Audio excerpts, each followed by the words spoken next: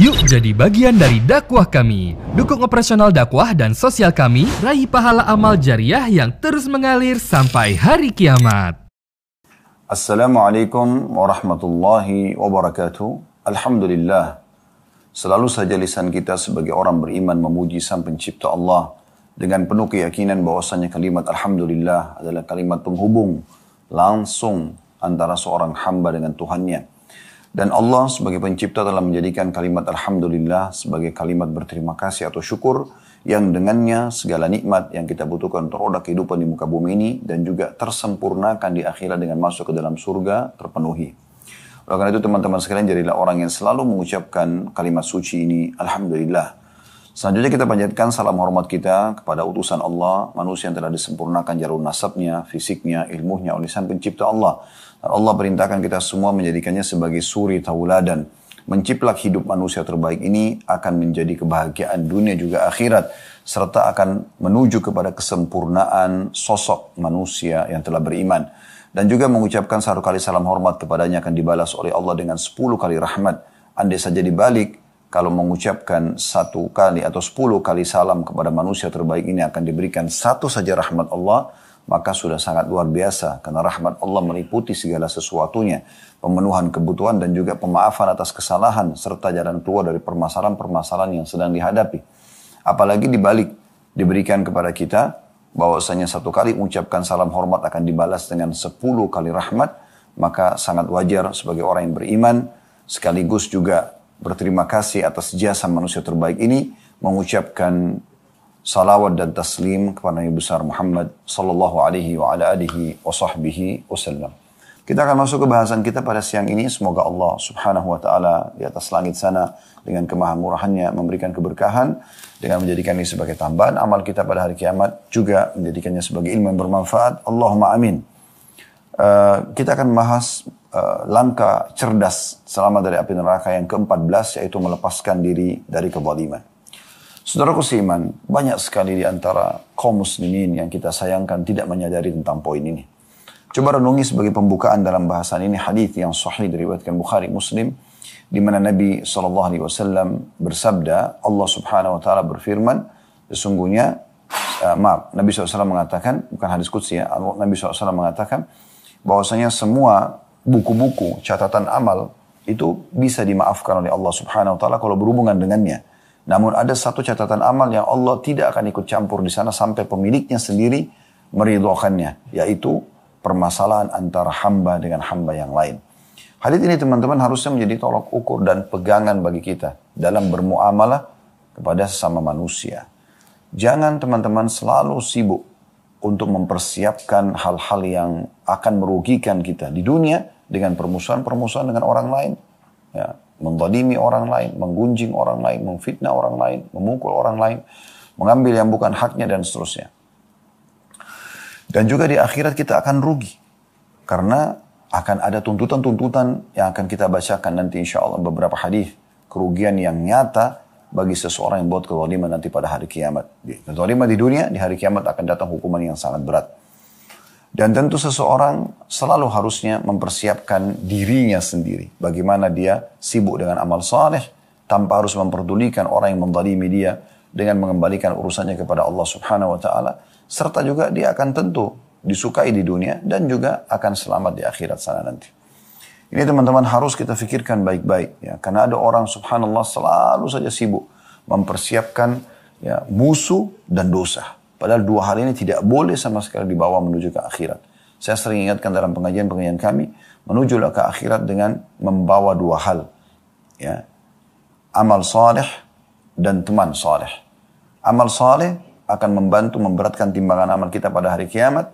Dan ya, teman saleh kalau dia lolos dari timbangan amal nanti pada hari kiamat, dia bisa memberikan syafaatnya kepada kita atau pertolongannya. Kemudian jangan bawa 2 hal, dan ini saksi bahasan kita. Jangan bawa dosa dan jangan bawa musuh. Ya. Ada orang sibuk ini. Dari dosa ke dosa yang lain dan dari musuh ke musuh yang lain. Kalau seandainya kita memiliki 1 orang musuh saja di dunia, saudaraku seiman. Misal, Anda bermasalah dengan tetangga Anda. Atau Anda bermasalah dengan seseorang walaupun bukan tetangga. Maka sudah cukup dia akan mengacaukan hidup kita. Setiap saat bisa saja datang hal-hal yang tidak kita senangi dari dirinya. Apakah gangguan lisannya, apakah gangguan tulisannya, apakah gangguan ya fisik ya yang datang secara langsung, mungkin dengan pukulan, mungkin dengan segala macam hal ya. Maka ini bisa terjadi. Itu kalau satu orang. Bagaimana kalau orang punya masalah dengan 10 orang, dengan 20 orang, dengan 30 orang? Maka tentu akan lebih bahaya bagi hidupnya. Ya, atau terancam hidup dia dengan gangguan-gangguan orang lain. Itu di dunia. Di akhirat akan lebih parah lagi. Akan lebih parah kalau dia memiliki musuh-musuh yang banyak di dunia. Ya, di akhirat nanti akan jadi masalah berat buat dia. Sebagaimana di sini Syekh Mahmud mengangkat sebuah hadis, tapi hadis ini betul-betul mewakili tentang masalah bahayanya kezaliman. Gitu kan? Karena kalau kita berbuat zalim pada orang di dunia dan tidak sempat minta maaf. Ya, dari kejahatan yang kita lakukan, misalnya kita menggunjingnya dengan minta maaf dan memperbaiki citranya, memfitnah dengan minta maaf dan memperbaiki citranya. Kalau kita mencuri benda, kita harus minta maaf dan mengembalikan apa yang kita curi tersebut. Kalau kita menyakiti fisiknya, maka kita minta maaf dan juga kita berikan dia kesempatan kalau dia mau kisos, dia membalas. Karena memang harus begitu, kalau tidak akan terjadilah ya hukuman-hukuman yang berat nanti pada hari kiamat. Jadi teman-teman harus hati-hati sekali, dan ini banyak orang yang lalai dari poin ini. Ya, kalau sekali lagi dosa kita dengan Allah Subhanahu wa taala, Allah itu Maha Pengampun. Selama dia bukan meninggal dalam keadaan kufur, maka ahli sunnah wal jamaah sepakat kondisi seorang muslim tahta masyiatillah, di bawah naungan Allah Subhanahu wa taala. Insya adzaba wa insya ghafaralah. Kalau Allah mau Allah siksa, kalau Allah mau Allah maafkan. Maka itu kondisinya. Tapi kalau berhubungan dengan hak makhluk ya, sama manusia, maka ini tidak bisa. Ini tidak akan Allah maafkan sampai pemilik hak memaafkannya. Di dunia kita masih bisa negosiasi. Di dunia kita masih bisa datang, minta maaf. Kita masih bisa ridhokan dia mungkin dengan materi atau harta. Tapi di akhirat sudah tidak bisa lagi. Tidak ada manfaatnya lagi rupiah, dolar, euro. Tidak ada lagi manfaatnya. Mereka tidak mau terima. Anda mau tawarkan tanah seluas bumi ini pun dia tidak mau lagi di akhirat. Anda tawarkan rumah mewah, Anda tawarkan mobil, kendaraan, tidak ada lagi. Mereka tidak mau. Lalu apa yang terjadi di sana? Dengarkan baik-baik. Di sini, Syekh Mahmud mengangkat hadis yang sangat luar biasa, yang harus jadi perhatian kita semuanya. Beliau mengatakan, saya bacakan dulu ya, di halaman 26-nya, di antara sebab terbesar untuk selamat dari azab Allah Subhanahu wa taala adalah melepaskan diri dari kezaliman kepada sesama manusia. Diriwayatkan dalam Sahih Bukhari dari Abu Hurairah radhiyallahu anhu, ia berkata, Rasulullah sallallahu alaihi wasallam bersabda, "Man kanat lahu madlamatun li akhihi min 'irdihi aw shay' falyatahallalhu minhu al-yawm qabla an la yakuna dinarun wala dirham. In kana lahu 'amalun salihun ukhidha minhu biqadri madlamatihi." Wa illam takun lahu hasanatun ukhida min sayyiati sahibihi fahumila alaih. Artinya, siapa yang pernah menzalimi saudaranya, ya, apakah itu merusak citranya, gunjing atau fitnah, apakah itu mengambil benda dari dia haknya, ya, materi, apakah itu menyakiti fisiknya, ya. Atau kata beliau, siapa yang pernah menzalimi saudaranya, baik yang berkaitan dengan kehormatannya atau lainnya, maka hendaklah ia meminta kehalalannya darinya di hari ini, maksudnya selama masih di dunia. Sebelum datang suatu hari, hari kiamat nanti, yang tidak ada lagi dinar dan dirham, nggak bisa lagi dinegosiasi dengan uang. Ya. Jika dia memiliki amal soleh, maka akan diambil darinya, dari amal soleh sesuai dengan kadar kezalimannya. Tetapi apabila ia tidak memiliki kebaikan-kebaikan, maka dosa-dosa orang yang dizaliminya akan diambil dan dibebankan kepadanya. Allahu Akbar. Teman-teman sekalian, ini perkara besar, bukan perkara kecil. Ya. Kita yang sholat, kita yang puasa, kita yang zakat, kita yang haji dan umroh, kita yang bakti sama orang tua, kita yang ya sholat-sholat sunnah, qiyamul lail, witir, kemudian duha, sholat rawatib, tahiyat masjid, sholat taubat. Kita yang puasa Senin Kamis, ayyamul bid, puasa hari Tasu'a dan Ashura, misalnya 9 dan 10 Muharram puasa, hari Arafah. Ya, kita yang sibuk zikir pagi petang, kita yang sibuk membaca Al-Quran dan mengkhatamnya. Semua itu akan diambil dengan sangat mudahnya oleh orang-orang yang kita zalimi. Hanya dengan Anda gosipin orang. Ya, ceritain tentang aib yang ada padanya. Hati-hati teman-teman. Ya, Kata Nabi SAW, apakah kalian tahu apa itu ghibah, menggunjing orang lain? Maka kata para sahabat, Allah dan Rasulnya lebih tahu. Maka Nabi SAW mengatakan, engkau menyebutkan sesuatu tentang saudaramu yang dia tidak suka untuk disebutkannya.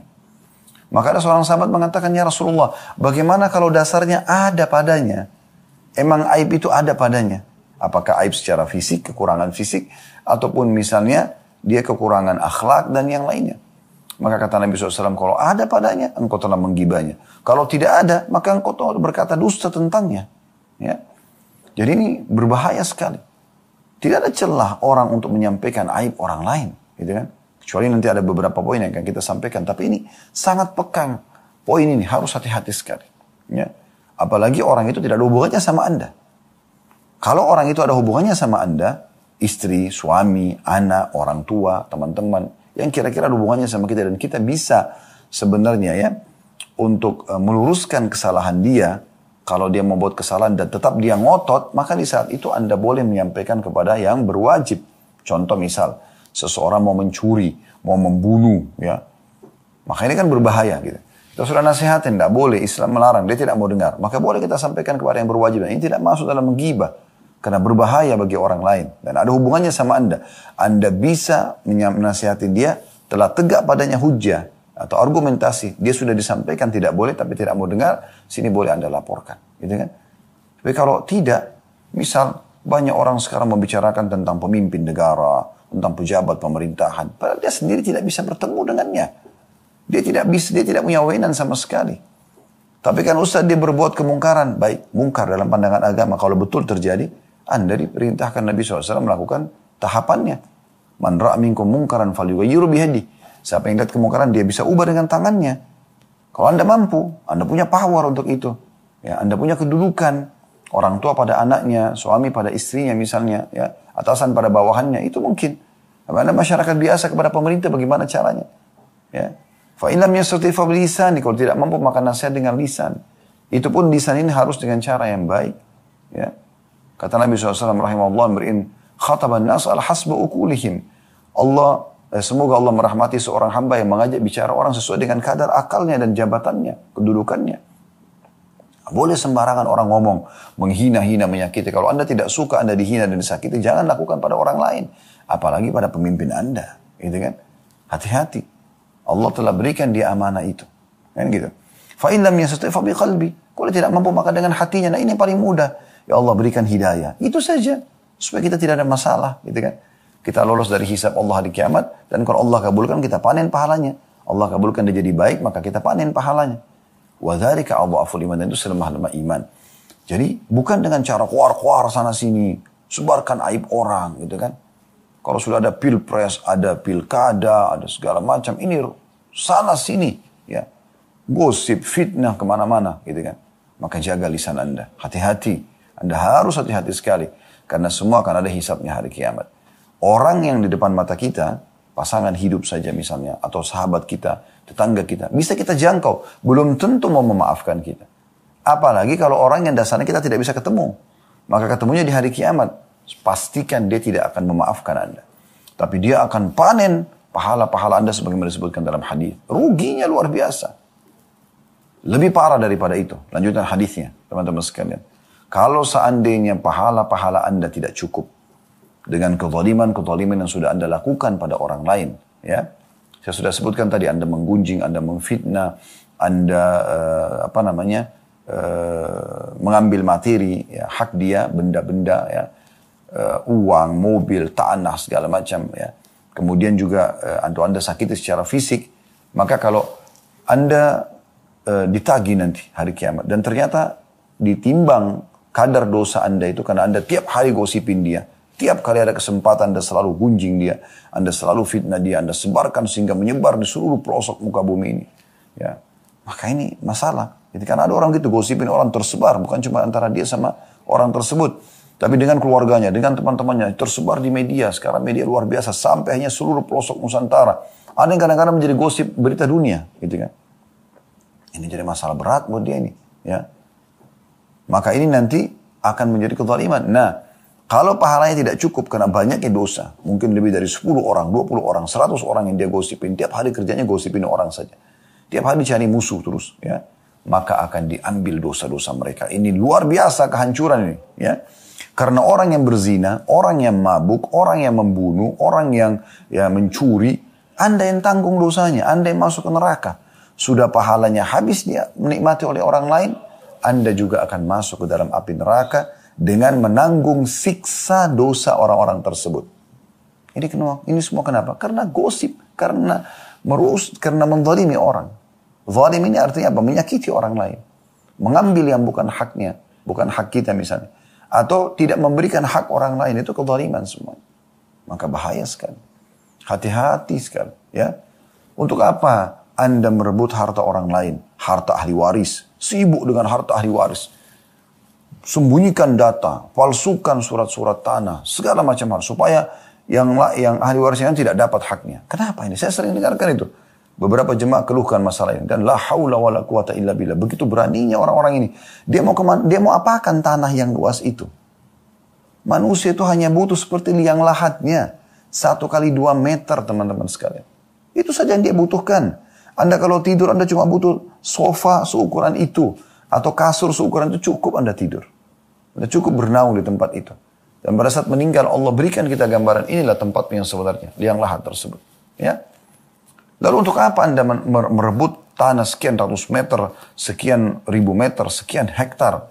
Anda mau ngapain? Mau guling-guling di situ? Hah? Apa yang Anda inginkan dari tanah itu? Anda mau apakan? Mau jual? Habis itu jadi uang. Itu demi Allah teman-teman hanya akan menambah beban buat Anda. Uang-uang haram tidak akan ada keberkahannya. Akan mendatangkan pertengkaran suami istri. Akan melahirkan bahkan dari sperma orang-orang ini. Dan dari rahim seorang wanita ini. Ya, para pembunuh mereka. Pernah nggak Anda dengar? Ya, ada orang-orang yang dibunuh oleh anaknya sendiri. Hanya karena merebut harta orang tuanya. Pernah terjadi kan? Bahkan sering Anda dengarkan itu. Ya. Allah datangkan penyakit. Ya, penyakit karena harta haram. Akhirnya penyakit tersebut menyusahkan dia. Dan kalau dilihat proses pengobatan dia, maka akan lebih banyak yang dia keluarkan daripada uang yang dia ambil secara zalim. Kami pernah bedah panjang lebarin teman-teman sekalian dalam sebuah materi tabligh akbar judulnya Akibat Makanan Haram. Anda bisa lihat di playlist YouTube kami, Anda akan dapatkan insya Allah itu. Coba dengarkan, ulang-ulang teman-teman sekalian. Bagaimana dilarang keras dalam Islam dengan tegas, nggak boleh berbuat kezaliman itu. Hati-hati sekali. Ya. Untuk apa semua itu? Untuk apa Anda buat nota palsu di kantor? Untuk mendapatkan berapa juta rupiah. Yang nanti juga akan jadi masalah buat Anda. Subhanallah, harta haram itu nggak jelas.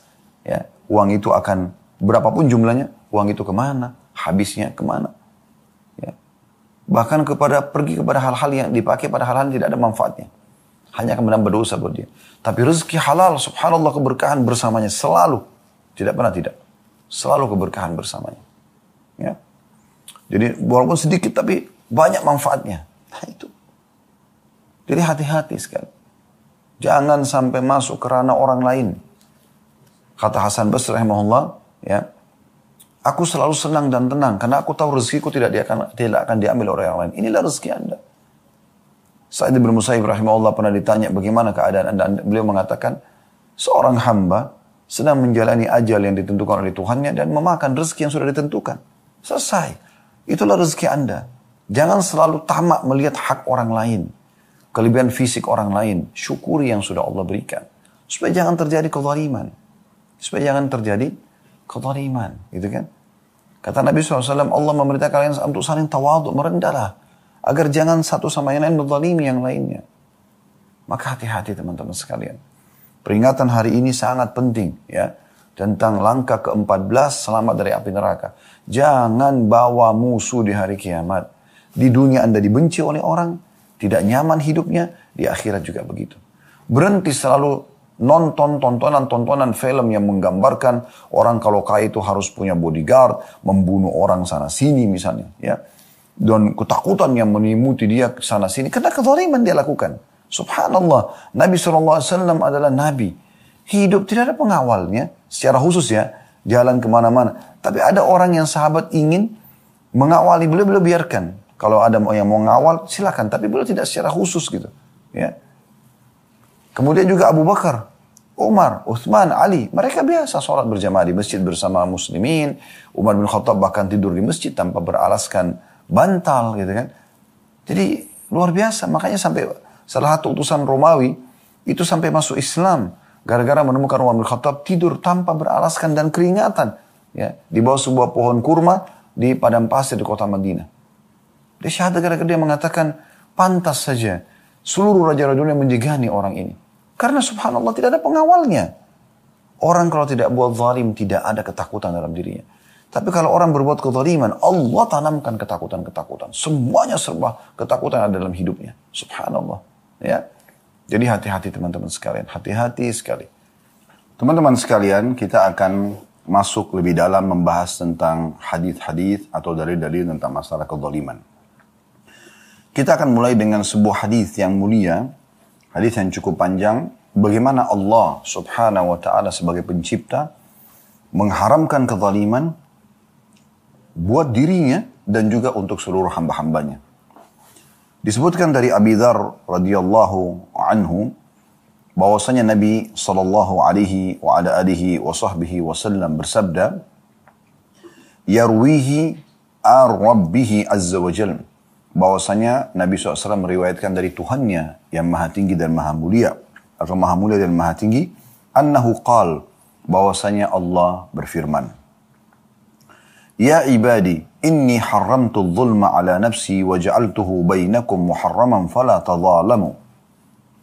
Wahai hamba-hambaku, sesungguhnya aku telah mengharamkan kezaliman itu atas diriku sendiri, dan aku jadikan juga dia haram di antara kalian, maka jangan pernah kalian saling menzalimi. Jangan menyakiti, gunjing dan fitnah, jangan mengambil materi, jangan menyakiti fisik, ya. Jangan masuk ke zona dan ranah orang lain. Ya. Lalu dikatakan, ya ibadi, kullukum dhallun illa man hadaituhu fastahduni ahdikum. Wahai hamba-hambaku, kalian semuanya dalam keadaan sesat, kecuali yang aku berikan petunjuk. Maka mintalah petunjuk kepadaku, aku akan berikan petunjuk kepada kalian. Lalu kemudian Allah mengatakan juga, ya ibadi, kullukum ja'un illa man at'amtuhu fastat'imuni at'imkum. Wahai hamba-hambaku, kalian semua lapar, kecuali yang aku berikan makan. Maka mintalah makanan itu dariku, pasti aku akan berikan makan kepada kalian. Ya ibadi, kullukum arin illa man kasautuhu fastaksuni aksikum atau aksukum. Ya. Wahai hamba-hambaku, kalian semua dalam keadaan telanjang, kecuali aku berikan pakaian. Maka mintalah kepadaku pakaian itu, aku akan berikan kepada kalian. Ya ibadi, innakum tukhti'una bil-laili wan-nahari wa ana akfiru dhunuba jami'a. Fastaghfiruni aghfir lakum. Wahai hamba-hambaku, kalian banyak melakukan kesalahan-kesalahan di siang dan di malam hari. Dan akulah satu-satunya mengampuni semua dosa-dosa. Maka mohon ampunlah kepadaku, aku akan ampuni kalian. Ya ibadi, innakum lan tablughu dharri fatadurruni, wa lan tablughu naf'i fatanfa'uni. Wahai hamba-hambaku, kalian tidak akan bisa membahayakan aku. Ya. Dan kalian juga tidak akan memberikan manfaat kepadaku. Ya ibadi, law anna awwalakum wa akhirakum wa insakum wa jinnakum kanu ala atqa qalbi rajulin wahidin minkum ma zada dzalika fi mulki syai'a. Wahai hamba-hambaku, kalau seandainya seluruh kalian, jin dan manusia bersatu, dan semuanya memiliki hati yang sama, tingkat tertinggi dari ketakwaan. Misal semua hatinya sama dengan Nabi Muhammad SAW, semua jin dan semua manusia. Maka itu tidak akan memberikan manfaat apapun, tidak akan menambah sedikit pun dari kerajaanku. Ya ibadi, law anna awwalakum wa akhirakum wa insakum wa jinnakum kanu ala afjari qalbi rajulin wahidin, ma naqasa dzalika min mulki syai'a. Wahai hamba-hambaku, kalau seandainya kalian semuanya, jin dan manusia bersatu, semuanya memiliki hati yang paling buruk, seperti hatinya Fir'aun misalnya, na'udzubillah. Semuanya sama, maka tidak akan pernah ada yang bisa mengurangi sedikit pun dari kerajaanku. Ya. Ya ibadi, law anna awwalakum wa akhirakum wa insakum wa jinnakum qamu fi sa'idin wahidin fasa'aluni fa'ataitu kulla insanin mas'alata ma naqasa dhalika mimma indi illa kama yanqusul makhyatu atau mikhyatu idza udkhila al-bahr. Wahai hamba-hambaku, kalau seandainya kalian semuanya jin dan manusia berkumpul di satu tempat. Nah, di sini ada satu potongan terjemahan saya lupa tadi sampaikan ya. Awwalakum wa akhirakum. Maksudnya yang pertama di antara kalian dari Nabi Adam sampai yang akhir di antara kalian manusia terakhir. Jin yang pertama sampai jin yang terakhir, semuanya berkumpul ya. Semuanya berkumpul di satu lembah, kemudian semuanya minta masing-masing hajatnya dan aku berikan setiap individu itu haknya, maka tidak akan mengurangi sedikit pun dari apa yang aku miliki kecuali hanya seperti ya, sebuah jarum yang dimasukkan ke dalam lautan, ya, lalu diangkat. Kalau kita celupkan jarum di lautan, kita angkat, tidak akan ada sedikit pun yang berkurang dari air laut tersebut. Lalu Allah mengatakan, ya ibadi, innama hiya a'malukum uhsiha lakum, thumma wafiyakum iyaha faman wajada khairan falyahmadillah wa man wajada ghaira dzalika fala yalumanna illa nafsah. Ya. Yang artinya, wahai hamba-hambaku, ya, sesungguhnya amalan-amalan perbuatan kalian, sholat, puasa dan yang lainnya, aku catat semuanya untuk kalian.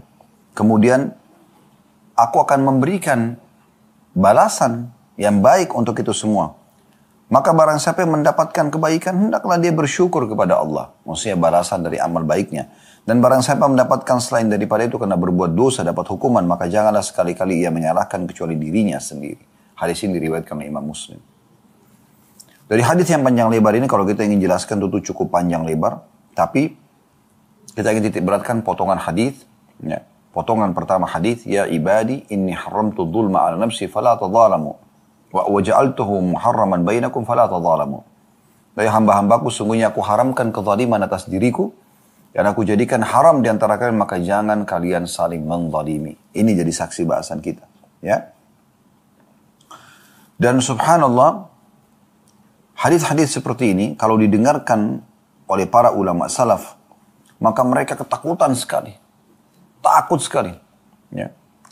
Karena bagaimana Allah subhanahu wa ta'ala melarang kezaliman dan dirinya dan melarang semua hamba-hambanya, lalu kemudian Allah perjelaskan yang mengharamkan untuk kalian itu adalah yang telah memberikan kalian makan, memberikan kalian pakaian, ya, dan segala macam yang disebutkan dalam hadis tadi. Maka mereka takut sekali, mereka langsung bersungkur, berlutut, takut kepada Allah subhanahu wa ta'ala.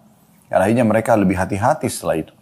Disebutkan dalam sebuah riwayat, Sa'id bin Musayyib rahimahullah berkata, Kana Abu Idris al-Khawlani, bahwasanya Abu Idris al-Khawlani, salah satu ulama yang masyhur di kalangan tabi'in, idza haddatsa bihadzal hadits jatha ala rukbatayhi.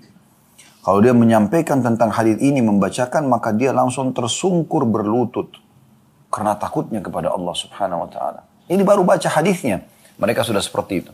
Subhanallah, kita kadang-kadang dibacakan hadis, dibacakan ayat, diberikan penasihat, mendengarkan ceramah sampai 1 jam, 2 jam, tapi semua tidak ada manfaatnya.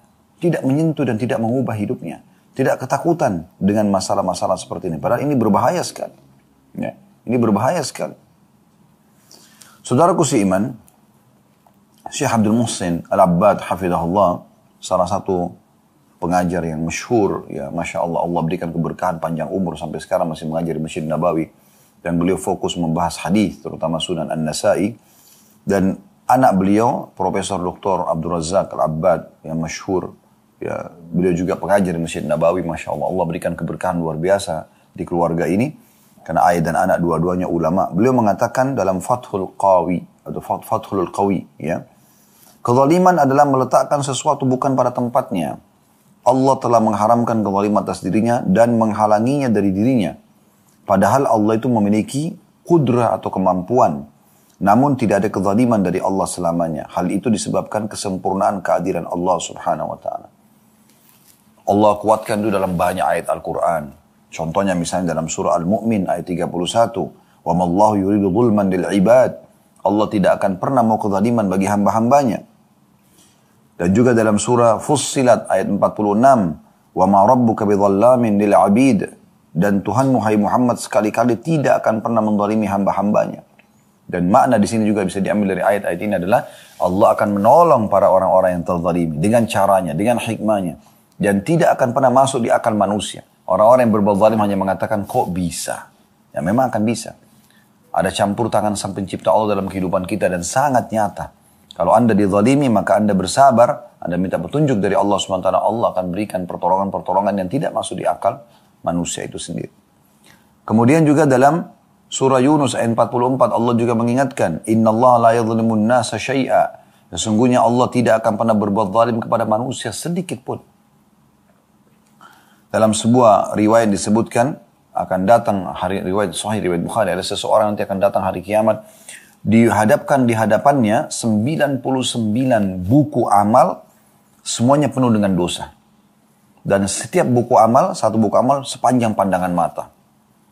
Waktu dihadapkan di hadapannya, lalu Allah SWT tanya kepada dia, apakah ada di antara yang kamu lihat ini kezaliman atasmu? Dia bilang tidak ya Allah, diakui semua.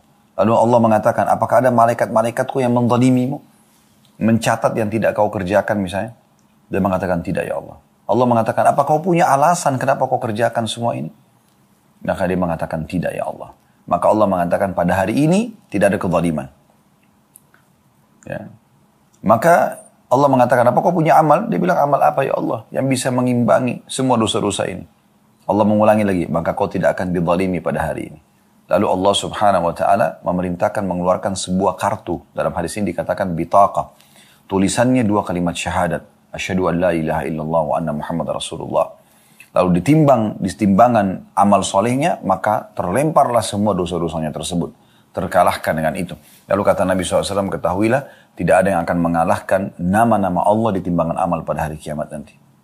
Tapi di sini Allah sama sekali tidak menzalimi hambanya.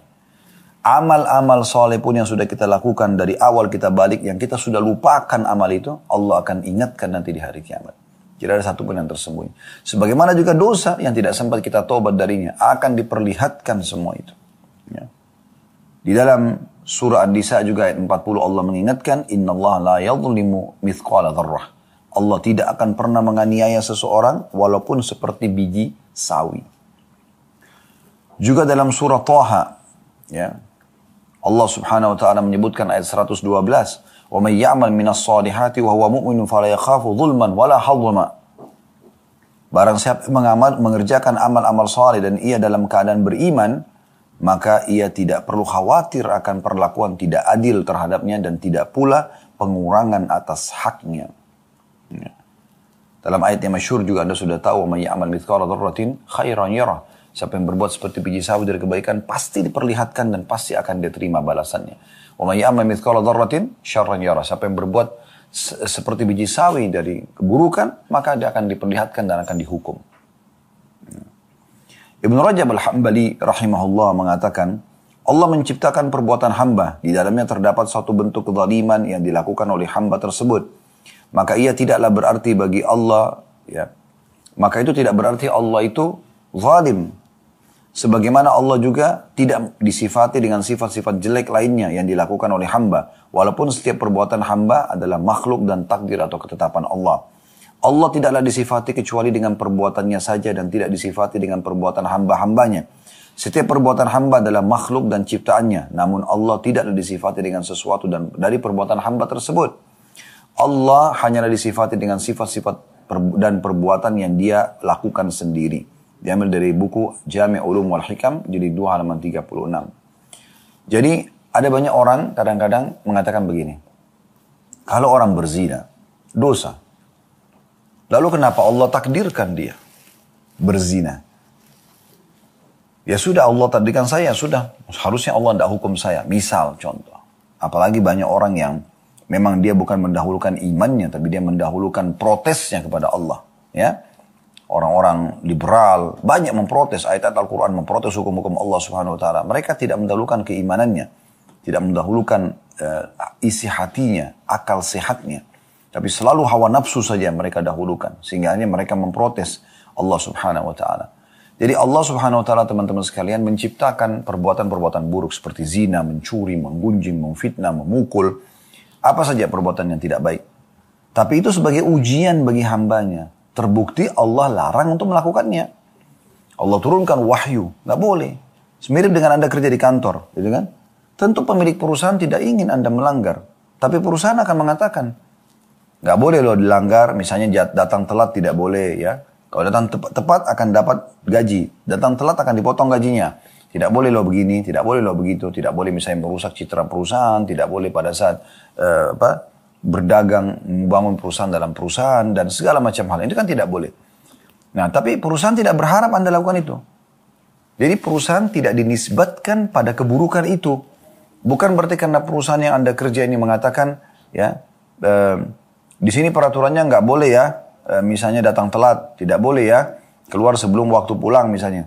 Terus Anda mengatakan, oh kalau perusahaan itu sebenarnya, ya, dia fokus ke masalah telatnya pegawainya. Bukan begitu. Karena perusahaan tidak ingin itu. Perusahaan ingin semua orang yang mendaftar jadi pegawainya bekerja maksimal. Dia dapat manfaat, pegawai juga dapat manfaat, kan begitu. Tapi itu diberikan peringatan, warning di situ, supaya orang tidak melakukannya. Begitu. Jadi Allah SWT menciptakan perbuatan-perbuatan buruk ini untuk peringatan bagi hamba. Ujian bagi mereka. Jangan lakukan ya. Allah berharap, buktinya Allah larang dengan ancaman-ancaman. Dan Allah berikan kesempatan taubat bagi orang yang sudah terlanjur salah. Tapi perbuatan-perbuatan baik semuanya dimotivasi untuk Anda kerjakan. Dengan janji-janji yang positif. Misalnya lawan berbohong adalah jujur. Lawan memukul misalnya memaafkan. Misal contoh ya. Lawan menggunjing misalnya kita malah memuji dan seterusnya. Dan juga Nabi SAW mengingatkan tentang bahayanya, terutama berbuat zalim kepada hamba-hamba Allah. Hati-hati. Kata Nabi SAW dalam hadis riwayat Bukhari Muslim, فَإِنَّ دِمَاءَكُمْ وَأَمْوَالَكُمْ وَأَعْرَاضَكُمْ بَيْنَكُمْ حَرَامٌ كَحُرْمَةِ يَوْمِكُمْ هَذَا فِي شَهْرِكُمْ هَذَا فِي بَلَدِكُمْ هَذَا. Sesungguhnya darah gak boleh ditumpahkan sembarang, gak boleh main tonjok orang, buat berdarah tubuhnya. Harta gak boleh diambil yang bukan hak kita. Dan kehormatan diantara kalian, nama baik, ya, gak boleh dirusak. Itu haram hukumnya. Sebagaimana Allah telah haramkan dari kalian, ya, sebagaimana haramnya hari ini. Hari itu adalah hari, ya, musim haji, ya, hari-hari musim haji di bulan Zulhijjah. Ini haram berbuat dosa, gitu kan? Akan dilipat gandakan hukumannya. Di bulan kalian ini, di hari itu, hari Arafah, tanggal 9 Zulhijjah. Bulan ini maksudnya bulan Zulhijjah, dan di negeri kalian ini maksudnya di Mekah, atau di wilayah haram Mekah. Maka ini harus hati-hati, jangan sampai melakukan kezaliman-kezaliman. Karena semua itu akan berat, sebagaimana sudah kita jelaskan tadi. Kemudian juga hadis yang masyhur, ya, yang sudah sangat masyhur sekali, hadis tentang orang yang bangkrut pada hari kiamat. Muflis. Ya. Nabi SAW sudah ingatkan. Apakah kalian tahu siapa itu muflis? Orang yang bangkrut. Maka kata para sahabat, ya Rasulullah, orang yang tidak ada dirham dan dinarnya. Kata Nabi SAW, bukan itu. Tapi orang yang muflis, orang yang bangkrut adalah orang yang datang hari kiamat telah membawa, ya, pahala lengkap, sholatnya, puasanya, sedekahnya, hajinya. Tapi sisi lain pernah memukul orang ini, pernah menzalimi orang itu, pernah mengambil hak orang ini, pernah tidak mengembalikan hak orang itu. Au kama qala Nabi SAW, kemudian akhirnya datanglah orang-orang ini menuntut semuanya. Dan diberilah pahala-pahala dia, sebagaimana kami sampaikan tadi, hati-hati. Ya. Anda yang sholat, Anda yang puasa, Anda yang sedekah, Anda yang haji dan umroh, tapi orang lain yang panen nanti menikmatinya di akhirat karena Anda menggunjing dia, memfitnah dia, atau mengambil materi dalam dia, atau menyakiti fisiknya. Ya. Dan tidak sempat Anda minta kehalalannya di dunia. Ya. Atau sebaliknya, kalau sudah sampai habis pahala Anda, tidak cukup, kezaliman itu masih ada, maka akan diambil dosa-dosa mereka. Mereka yang zina, mereka yang riba, mereka yang membunuh, mereka yang menggunjing, mereka yang memfitnah, Anda yang dihukum di neraka. Kan rugi sekali. Ya, kita yang menanggung. Semua itu hanya karena mencoreng kehormatan dia. Hati-hati. Dan kata Nabi SAW juga dalam hadis yang lain yang perlu kita renungi sama-sama. Kata Nabi SAW, riba itu 73 tingkatan. Level. Yang paling rendah riba itu, yang banyak orang memakan uang riba, ya segala macam bunga bank yang mereka tidak fikirkan haram atau tidaknya, atau minjamkan orang dengan minta bunga. Itu yang paling rendahnya dari 73 tingkatan, yang paling rendah hukumannya nanti, ya seperti seseorang berzina dengan ibunya sendiri. Ya, ini bahaya sekali, berat, gitu kan? Dan sudah diingatkan dalam Al-Quran, kalau orang yang satu-satunya dosa yang dianjurkan untuk diperangi, Allah dan Rasulnya menantang perang mereka adalah riba. Hati-hati dengan ini. Di zaman kita ini riba luar biasa menyebar di sana sini, dan orang dengan nikmatnya menikmati itu tanpa memikirkan bahayanya, gitu kan? Kemudian kata Nabi SAW, dan level tertingginya riba yang paling beratnya itu setara dengan merusak citra, nama baik, kehormatan seorang muslim. Artinya merusak citra orang lain dengan gunjing, gibah, ya, dengan fitnah. Ini teman-teman dengan menipu dan segala macam. Ternyata itu selevel dengan level tertingginya riba. Bayangkan, luar biasa. Berat sekali itu teman-teman sekalian. Oleh karena itu harus hati-hati. Jangan sampai Anda buka pintu ini. Kita belajar seperti ini teman-teman sekalian tujuannya agar kita mengetahui dan kemudian kita mengamalkan. Dan kita bukan sedang menghardik atau menyalahkan. Karena saya tidak mengenal Anda semuanya. Maka saya tidak tahu. Kalau ada yang Allah buat hatinya tersentuh dengan nasihat-nasihat ini, maka segera dia ngambil sebagai sebuah ilmu yang bermanfaat tanpa melihat saya yang menyampaikan. Kalau itu masa lalu penuh dengan dosa, dia segera bertaubat, mumpung hari ini adalah hari emasnya, dia masih bisa bertaubat. Dan kalau dia sudah punya ilmunya, dia tidak melakukan, maka dia boleh menyampaikan dan menasihati kepada orang lain yang dia tahu sedang berbuat kezaliman. Allahu a'lam.